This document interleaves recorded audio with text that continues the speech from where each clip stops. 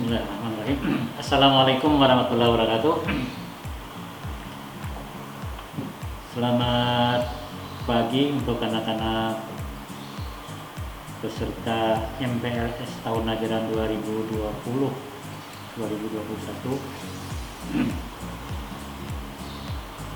Sebelum kita masuk ke dalam materi, perlu barangkali Bapak sampaikan atau Bapak perkenalkan. Yang pertama, nama Bapak Saripudin. Kemudian mata pelajaran bimbingan dan konseling. Untuk materi yang akan disampaikan oleh Bapak, yaitu cara belajar efektif. Sebagaimana kita ketahui bahwa tujuan kita datang ke sini, ke SMK 63 ini adalah untuk belajar. Yang mana belajar ini barangkali perlu kita siasati waktu kita belajar tidak terlalu lama, namun hasil dari apa yang kita pelajari ini kita berharap maksimal.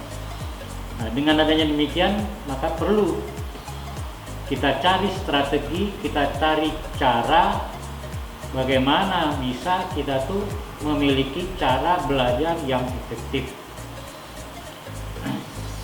Nah, adapun yang dimaksud dengan belajar efektif itu, ya,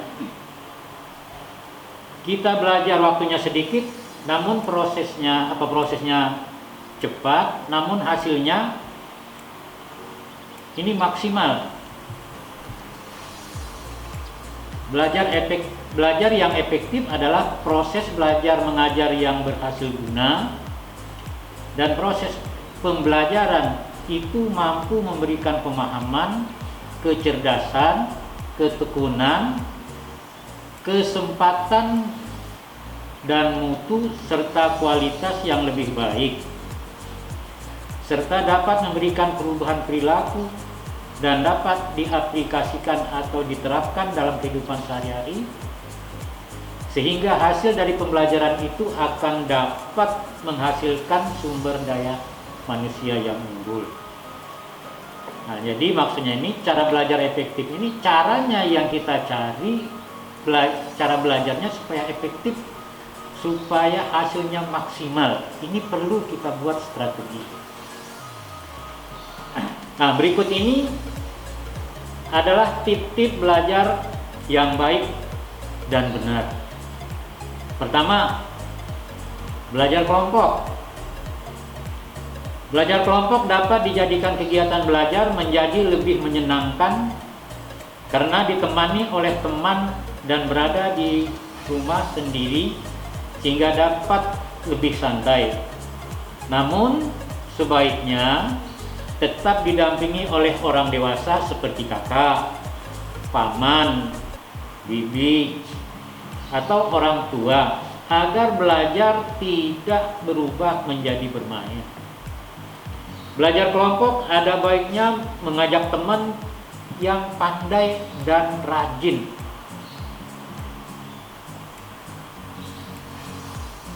Agar yang tidak pandai atau yang kurang pandai bisa ketularan menjadi pandai. Jadi nanti di dalam memilih teman kelompok belajar ini kita lihat, kita cari teman kita yang kira-kira lebih pintar atau lebih bisa dari kita, ya, dengan maksud dan tujuan apa? Kepintaran teman itu, kebisaan teman itu ini bisa tertular ke kita. Ini dalam belajar kelompok. Yang kedua, rajin membuat catatan atau intisari pelajaran. Bagian-bagian penting dari pembelajaran sebaiknya dibuat catatan di kertas atau buku kecil yang dapat dibawa kemana-mana sehingga dapat dibaca dimanapun kita berada. Nah, yang kedua ini, di saat guru menjelaskan, di saat guru memberikan pembelajaran, ini perlu kita siapkan catatan-catatan yang kita catat intisarinya. kesimpulan-kesimpulannya dengan maksud dan tujuan. Kenapa di dalam buku kecil? Dengan maksud dan tujuan supaya buku kecil ini bisa kita bawa kemana-mana. Di ada waktu senggang kita bisa melihat, ya, bisa membaca. Sama berarti mengulang apa yang diajarkan oleh guru tersebut. Kemudian yang ketiga, membuat perencanaan yang baik. Untuk mencapai suatu tujuan biasanya diiringi oleh perencana yang baik. Oleh karena itu, ada baiknya kita membuat rencana belajar dan rencana pencapaian nilai untuk mengetahui apakah kegiatan belajar yang kita lakukan telah maksimal atau perlu ditingkatkan. Ya. Nah, dalam rangka melaksanakan pembelajaran yang efektif tadi, ini perlu dibuat perencanaan. Kita rencanakan yang mau kita pelajari apa dulu, mata pelajaran apa, kemudian kita rencanakan, kita musyawarahkan dengan kelompok kita tadi, ya. Jam belajarnya itu jam berapa, hari apa, nah ini perlu direncanakan.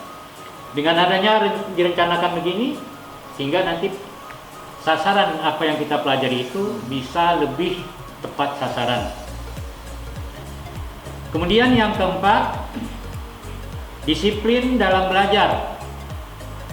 Apabila kita telah membuat jadwal belajar, maka harus dijalankan dengan baik. Contohnya seperti belajar tepat waktu dan serius dengan konsentrasi penuh. Jadi di dalam belajar ini perlu disiplin, ya, disiplin. Jadi kita harus tepat waktu, ya, berapa menit kita belajar, kemudian dengan penuh konsentrasi, sehingga apa yang kita inginkan ini akan tercapai insya Allah. Terus yang berikutnya, menjadi aktif bertanya dan ditanya. Jika ada hal yang belum jelas, maka tanyakanlah kepada guru, teman, atau orang tua. Jika kita bertanya, biasanya kita akan ingat jawabannya. Jadi, sekali lagi, dalam rangka melaksanakan cara efektif belajar ini, kita harus kreatif, kita harus mampu, harus mau bertanya. Nah, kalau seandainya ada mata pelajaran atau penjelasan yang disampaikan oleh guru, namun kita masih ragu, kita masih kurang paham, kita masih kurang jelas, sebaiknya kita bertanya. Karena apa yang kita tanyakan itu, yang dijawab oleh guru itu biasanya lebih melekat di pikiran kita, sehingga kemanapun kita pergi, ini selalu akan kita ingat. Nah, jadi sekali lagi harus aktif bertanya dan ditanya. Kalau seandainya ditanya oleh teman, ditanya oleh guru, nah ini hendaknya kita jawab sesuai dengan apa yang kita ketahui. Jadi jangan ditanya teman, kita diam, ditanya guru, kita diam. Disuruh bertanya, nggak mau. Ini rugi kita sendiri. Keenam, belajar dengan serius dan tekun. Ketika belajar di kelas, dengarkan dan catat apa yang guru jelaskan. Catat yang penting,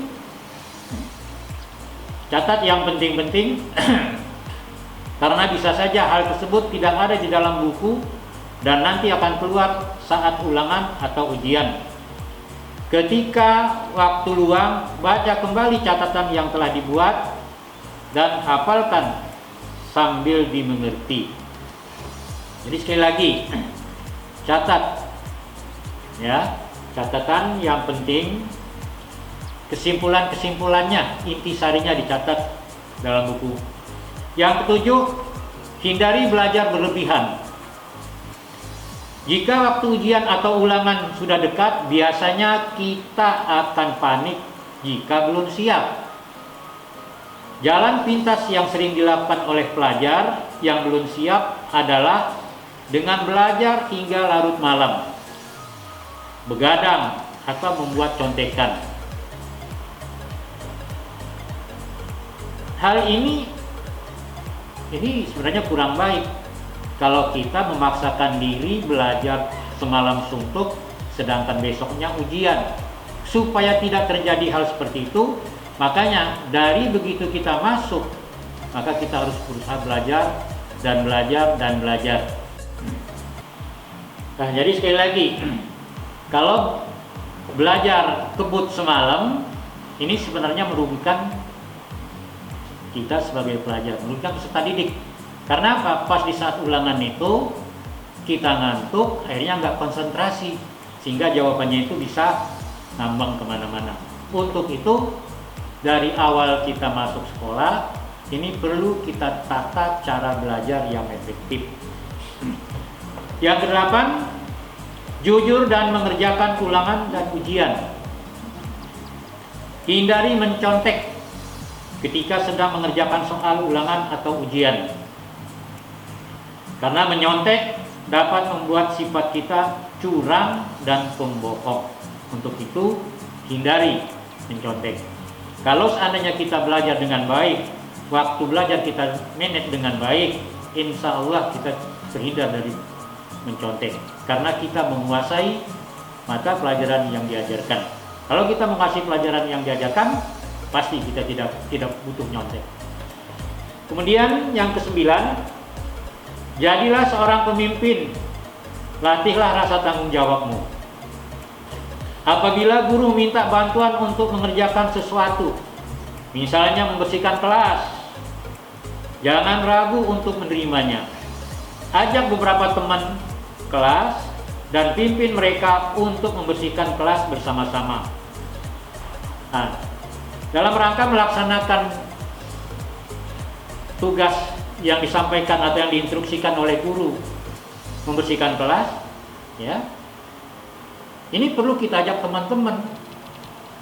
Di saat kita mengajak teman-teman ini sudah salah satu dari fungsi kita sebagai memimpin teman dalam rangka membersihkan kelas.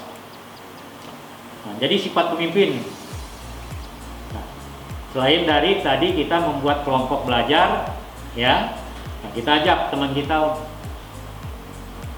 dalam rangka melaksanakan tugas yang disampaikan oleh guru, umpamanya membersihkan kelas, membersihkan perpustakaan, ataupun hal-hal yang lain yang kira-kira manfaatnya untuk kepentingan bersama. Kemudian yang ke-10, mendengarkan penjelasan guru dengan baik. Jawablah setiap pertanyaan yang diajukan oleh guru apabila kamu mengetahui jawabannya. Jangan menunggu guru untuk memanggil kamu untuk menjawab pertanyaan. Mendengarkan penjelasan guru dengan baik. Apabila di saat guru menjelaskan, hendaknya kita hindarkan dari iseng, karena yang selama ini banyak itu. Guru menjelaskan, ya, ada beberapa siswa yang kerjanya apakah baca yang lain-lain, mengganggu temannya. Nah, hindarkan perbuatan seperti itu. Di saat guru mengajar, perhatikan. Sebagaimana yang disebutkan di depan tadi sudah, di saat guru menjelaskan perlu membuat catatan. Jadi kalau kita ada buat catatan, kita tidak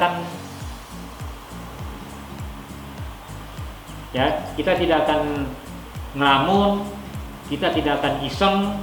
Karena apa? Setiap guru menjelaskan ada kesimpulan, langsung kita catatkan. Kemudian yang berikutnya 11, jangan malu untuk bertanya. Selalu ajukan pertanyaan kepada guru apabila tidak mengerti tentang sesuatu hal atau tentang materi yang disampaikan oleh guru tersebut. Ya. Kebiasaan malu ini sebenarnya merugikan peserta didik, merugikan kita sendiri. Karena apa? Ada bagian-bagian tertentu mata pelajaran atau yang dijelaskan oleh guru, kita belum paham. Mau bertanya kita ragu, mau bertanya kita takut. Ini sebenarnya merugikan diri kita sendiri.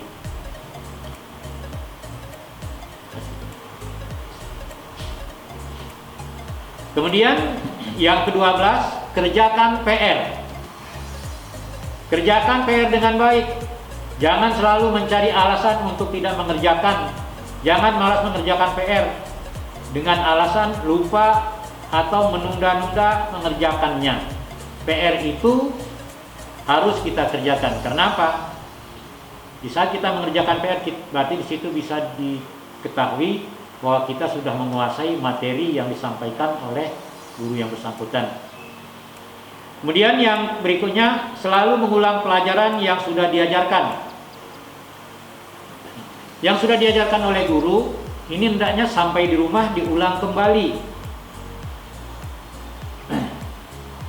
Nanti sewaktu ada ulangan, jadi tidak banyak yang harus dipelajari.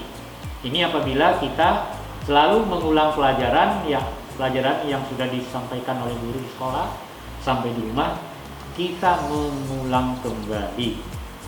Kemudian yang ke-14, cukup istirahat, makan dan bermain. Istirahat perlu dijaga, makan dan main pun perlu. Ya. Kemudian 15, banyak berlatih pelajaran yang kurang disukai. Apabila di dalam salah satu mata pelajaran yang kurang disukai, hendaknya sering-sering dibuka, sering-sering dibaca itu buku. Ya, lama-kelamaan insya Allah mata pelajaran itu bisa kita kuasai. Setelah kita kuasai, kita akan menyukai mata pelajaran itu. Demikian barangkali anak-anak serta MPLS. Ya, mudah-mudahan apa yang Bapak sampaikan tentang cara belajar efektif ini maksud dan tujuannya adalah karena kita sekolah itu tujuannya untuk belajar. Bagaimana kita belajar memanfaatkan waktu yang sedikit tetapi mendapatkan hasil yang maksimal di dalam memperoleh pembelajaran itu. Demikian saja barangkali yang dapat Bapak sampaikan. Mohon maaf apabila ada hal-hal yang kurang pas. Ya. Bapak akhiri wabillahi taufiq wal hidayah. Wassalamualaikum warahmatullahi wabarakatuh.